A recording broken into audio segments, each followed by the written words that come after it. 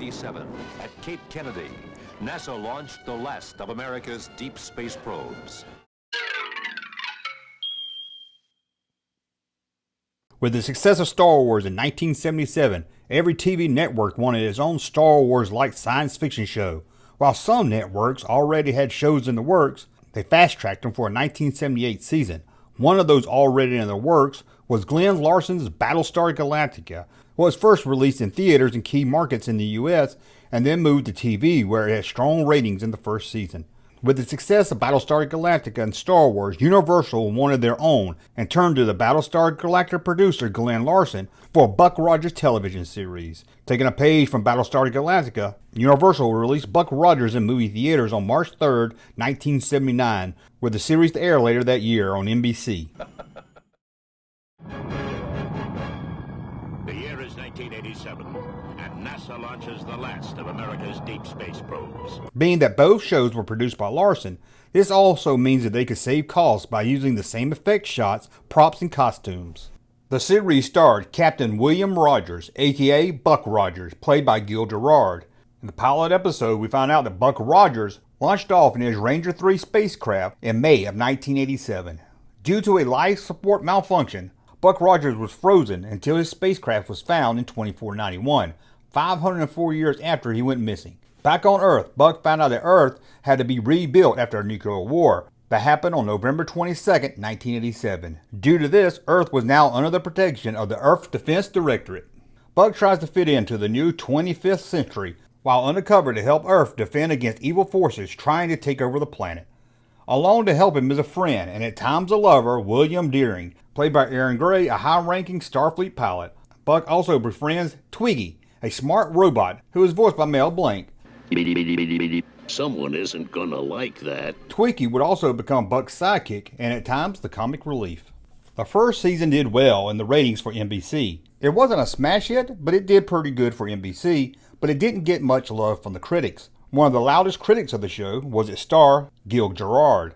He would speak publicly and clash with producers in an attempt to try to make the television show more serious. If Gerard felt things were too comical, he would at times refuse to even film it or rewrite the scene himself. Due to his disagreement and fighting with the writers, two of the major writers walked off halfway into season 1. Gil Gerard told Starlog magazine he'd hoped NBC wouldn't pick up the show for a second season. But with all the problems, the ratings were still good enough for NBC to greenlight a second season. Aboard this compact starship, a lone astronaut, Captain William Buck Rogers, was to experience cosmic forces beyond all comprehension. Due to a writer's strike, the production on season 2 didn't start until the fall of 1980. For the second season, some changes were made. Instead of Buck Rogers defending Earth from people trying to take it over, Buck and his gang were now part of a crew aboard a starship called the Searcher, as they looked for missing lost Earthlings who went missing after the nuclear war. Also, a few cast changes were made, with some characters from season 1 disappearing and new characters being added, such as Hulk, the alien who is half man, half bird. Also, due to health issues, Mel Blanc couldn't perform the voice of the funny sidekick robot Twiggy. Lucky for fans, Mel would return for the final 6 episodes of season 2. Even with these changes, the star of the show, Gil Gerard, wasn't happy with the show, feeling the show was trying too hard to be Star Trek. Party pooper. During the second season, the ratings dropped, and that, along with problems with the star actor, NBC decided to cancel the show with only 11 episodes for season 2. To promote the show, Universal struck a deal with many brands to make Buck Rogers merchandise. For role-playing type toys, Universal made a deal with HG Toys, and they released the Buck Rogers and Twiggy Communicator. What was just a cheap walkie-talkie, a dish-shooting Twiggy, and a utility belt. On the back of the box was cut-out targets. They also released the Galactic Playset, what was a playmat with Army-style Buck Rogers figures and ships. The single flasher Twiggy robot was also released. And the other toy from HG Toys was a Buck Rogers helmet that came with a small starship and an official pin. For the more cheap rack-type toys, Universal went with Fleetwood Toys, who would produce a fire rocket that had little to do with Buck Rogers, other than the card art on the package. A flying spaceship would also be in the line, a kaleidoscope rocket, and a very festive laser light pistol. They would also release one space communicator. Yep, you heard me right, just one. With no batteries required, I'm not really sure what this thing did other than making a few beeping sounds. As for the action figures, those rights went to Mego, the company that turned down Star Wars a few years earlier wasn't about to let another science fiction masterpiece out of their hands. They released 2 different lines. The 12-inch line would have 7 figures. Buck Rogers himself, Dr. Heuer, Draco, Draconian Guard, Killer Kane, Tiger Man, and a walking Twiggy. The Starfighter and Buck Rogers. Okay, Kane, get ready to fight.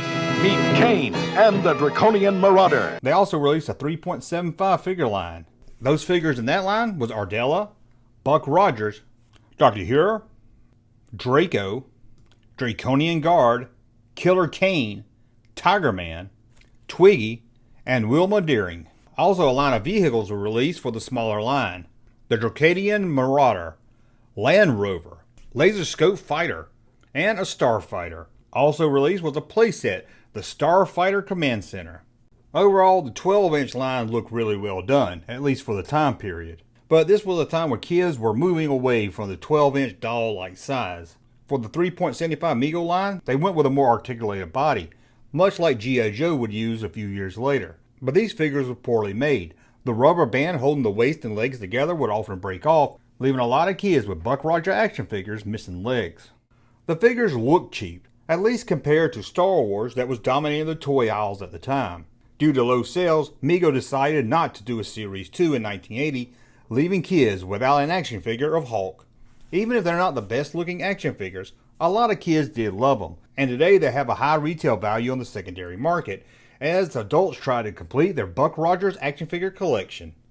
Well, I want to thank you for watching. If you like this video, please check out the others in the series, from television show to toys. And as always, thumb up if you like my content, subscribe to the channel, and we'll talk again soon. Buck Rogers in the 25th century. From Universal Pictures. Hey, Junkman channel popping though. Thank you, sir, for that unsolicited testimony.